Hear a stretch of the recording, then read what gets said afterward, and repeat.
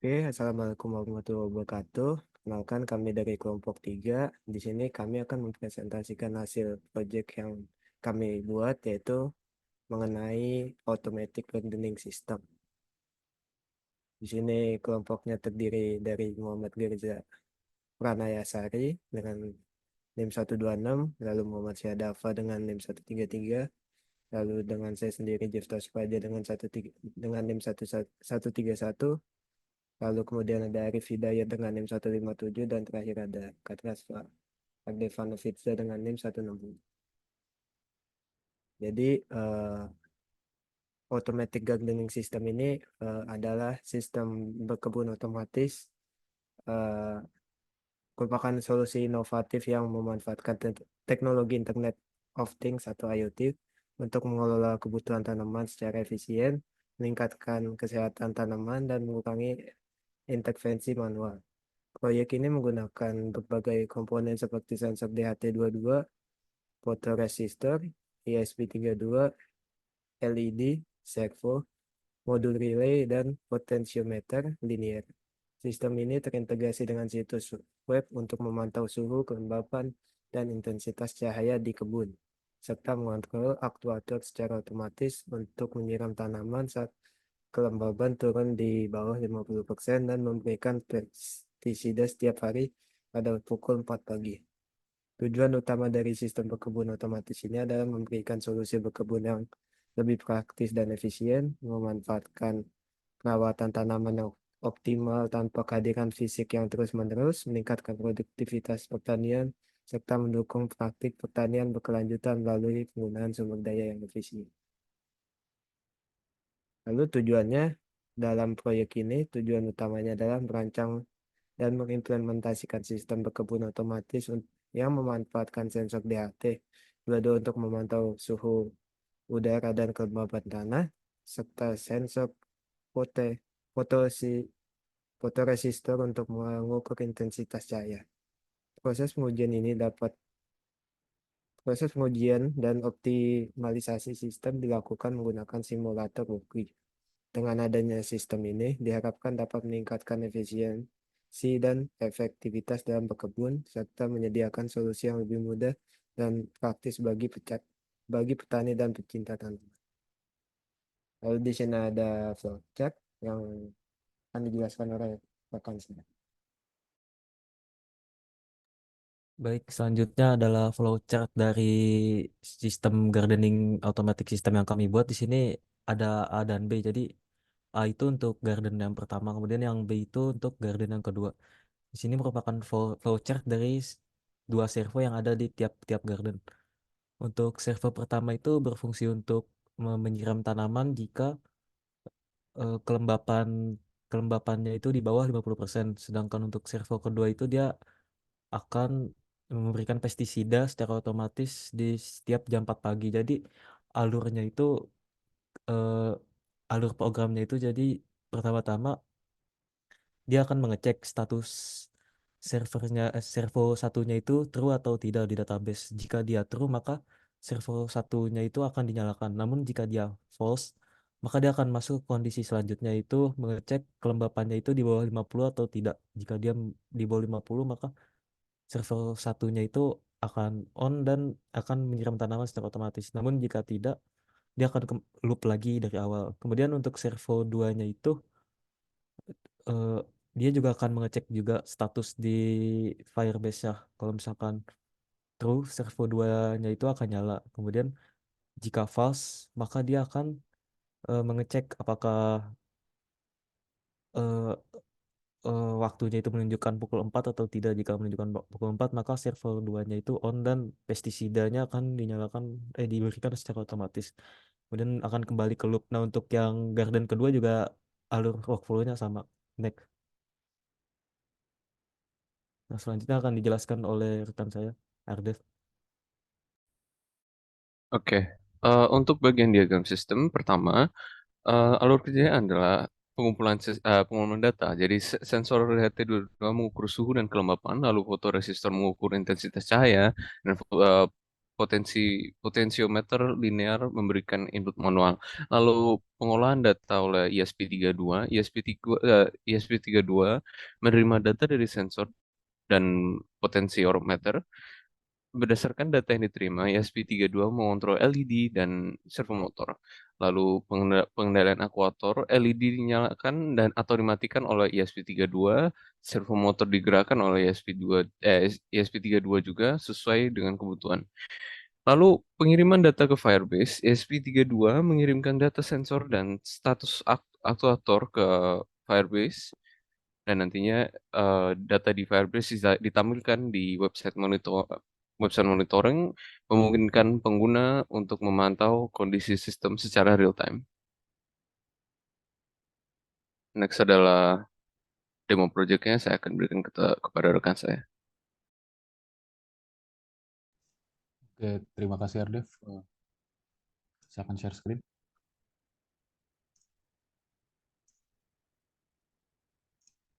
Nah,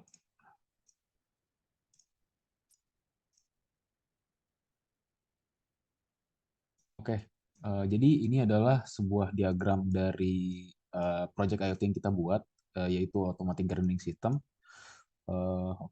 Jadi di sini yang saya tunjukkan saat ini adalah sebuah diagram yang masih saya buat belum terintegrasi apa-apa. Jadi ini pure untuk testing.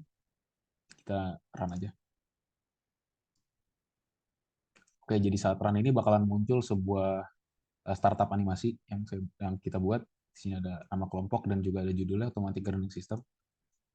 Oke, setelah itu bakalan muncul LCD akan menunjukkan data-data dari sensor-sensor yang telah dikirimkan ke LCD. Jadi di sini ada temperatur, ada humidity atau kelembapan dari tanah, ada LDR value atau tingkat intensitas cahaya, dan ada juga pot value atau value dari si potentiometer ini atau semacam tegangan gitu. Oke, jadi di sini kalau misalnya kita tes, humidity-nya 18,5%, di mana ini sesuai dengan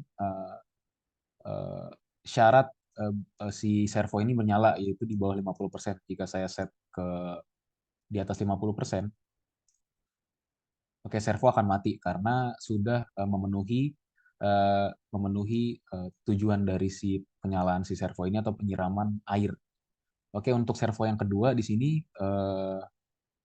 adalah si servo untuk menyalakan pestisida yang kami atur hanya bisa menyala selama 1 menit di jam 4 pagi.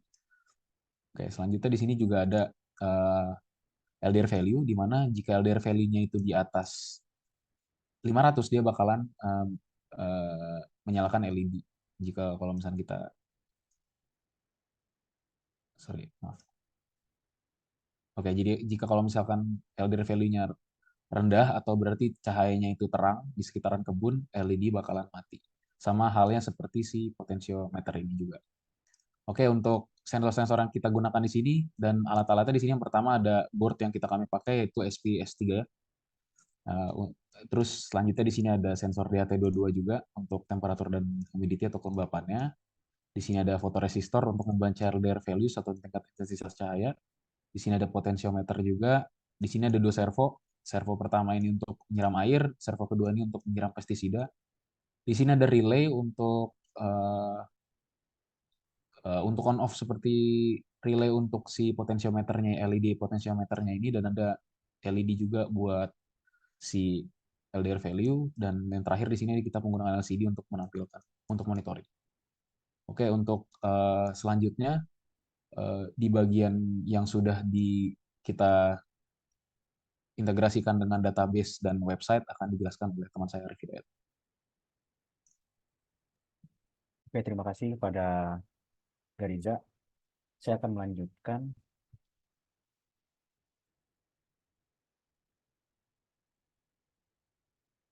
Oke, di sini saya akan menjelaskan terkait dengan rangkaian yang sudah kami buat dan kami integrasikan melalui website dan Firebase itu sendiri. Jadi kita coba run terlebih dahulu. Nah, untuk pertama-tama masih sama, dia menampilkan Automatic Gardening System dan nama kelompok.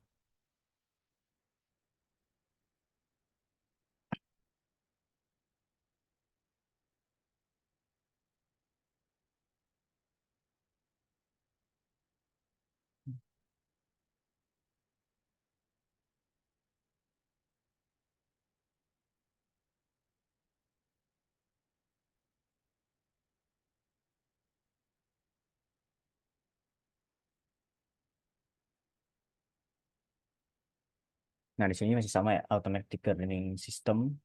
Nanti bakal ada kelompok. Nah, untuk pertama-tama juga dia bakal ngirimin data pertama dari awal-awal sensor. Jadi untuk sensor LDR-nya, DHT-nya, dan potensiometernya akan dikirimkan ke database Firebase untuk di awal. Karena di sini butuh waktu juga untuk mengirimkan data tersebut. Jadi masih blank.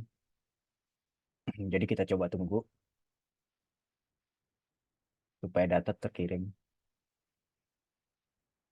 Nah, di sini udah kelihatan ID-nya. Jadi di sini untuk ID dari Firebase tersebut, jadi datanya udah berhasil dikirim kalau responsnya udah sesuai dengan ini.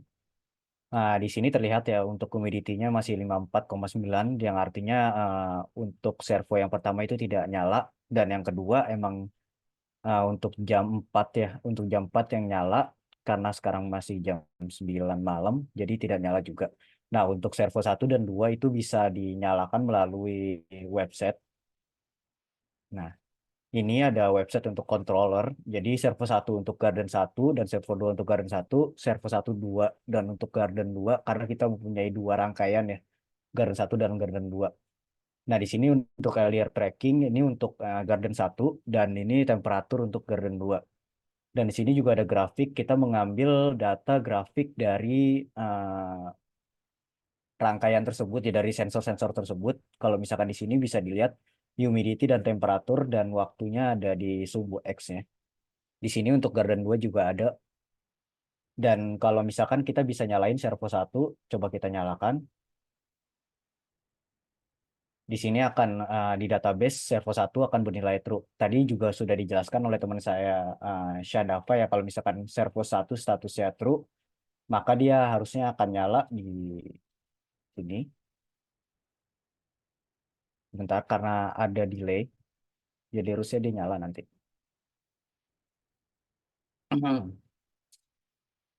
Nah, dia nyala untuk servo 1-nya. Sama demikian untuk servo 2 nantinya. Servo 2, jadi nanti untuk servo 2 kalau misalkan kita klik, dia akan bernilai true. Dan nanti untuk servo 2 di Garden 1 juga akan menyala. Sama juga untuk Garden 2, untuk Garden 2, servo 1 dan 2-nya juga akan menyala. Kalau misalkan kita klik. Nah, dia juga akan bernilai true semua karena kita nyalakan semua. Coba kita matikan, kita lihat lagi. Kalau misalkan ini, nah dia udah nyala ya, servo 1 dan 2-nya. Nanti coba kita matikan. Nah, ini coba kita refresh.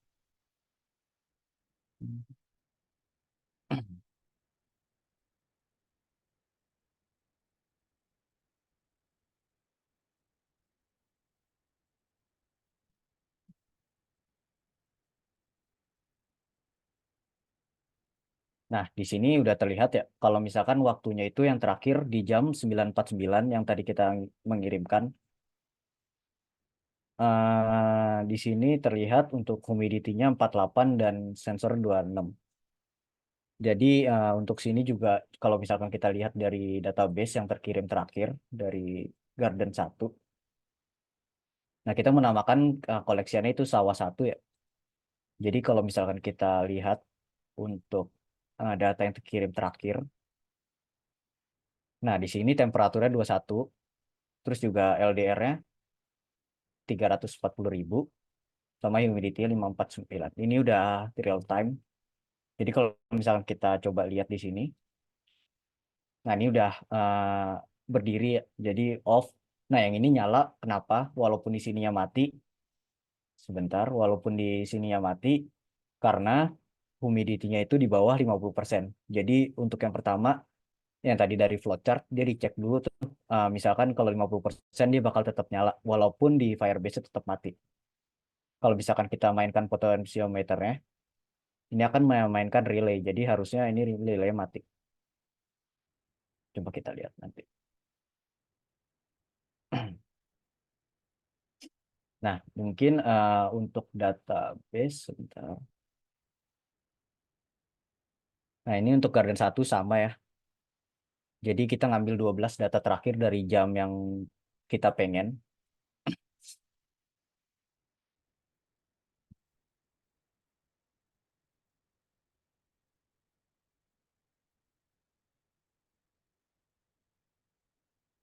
Nah, port value udah terbaca 4095. Jadi nanti ini akan menyala juga. Kalau misalkan dia 0, dia bakal mati nanti. Mungkin itu saja yang dapat kami presentasikan. Untuk Garden 2 kurang lebih sama ya untuk kodenya, cuman dia membedakan hanya pada bagian database-nya aja yang dikirimkan, karena di sini untuk grafiknya lagi dia berbeda. Jadi kalau misalkan Garden 2 dia ada di collection sawah 2 di sini. Jadi untuk datanya sendiri yang membedakan. Kalau untuk diagramnya ini sama, tapi hanya di database-nya aja yang beda. Mungkin itu saja yang dapat saya sampaikan. Saya kembalikan lagi ke Jefta. Terima kasih. Oke, sekian dari kelompok kami tentang mengenai automatic gardening system. Bila ada salah kata mohon dimaafkan. Wassalamualaikum warahmatullahi wabarakatuh.